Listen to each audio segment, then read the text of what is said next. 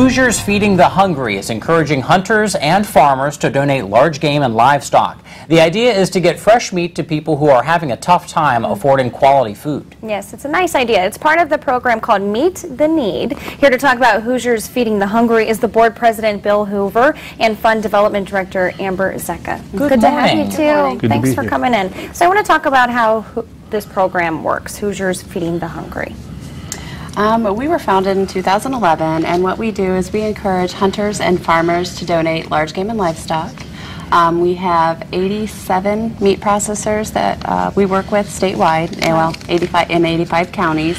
Wow. And so, you know, they just take it to one of our processors, and they put it in packages and send it to the food banks, and they send us the bill, and we pay the bill. We raise funds to pay for the processing of it. How did you come to this idea? I'm guessing you have There's been other farming. There's been other organizations, like there's some nationwide organizations that we had learned from, and we wanted to make sure it was centered here in Indiana, that everything stayed here, that we had really low overhead, and that all of our funds that we received went towards our mission. Absolutely. And you recently received a grant. Talk a little bit about how that's being utilized in this whole process, too. Yes, I write a lot of grants for Hoosiers Feeding the Hungry. That's actually what I do.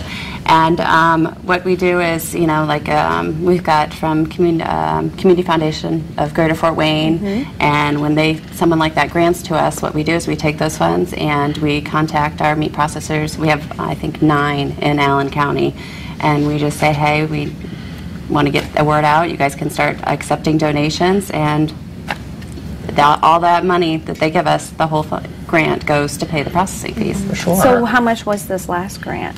I'm not sure who it was from. Okay. I have so many. Yeah, it's a busy task to do, and it takes a lot to write those grants. Yes, it does. Bill, I want to talk about how much this impacts people. I mean, how big of a deal hunger really is in Allen County. Protein has always been a tough commodity to get for hungry people. That I've had past relationship with food banks across the state and across the nation, and when when we get the meat that is processed, it affects pretty much 14% of our community just in Allen County. Oh, wow.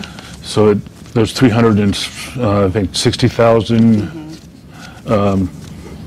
Yeah, it really adds people up in Allen quick. County, and 14% of them, and it goes to not only just people that are in need, but young people, kids programs, seniors.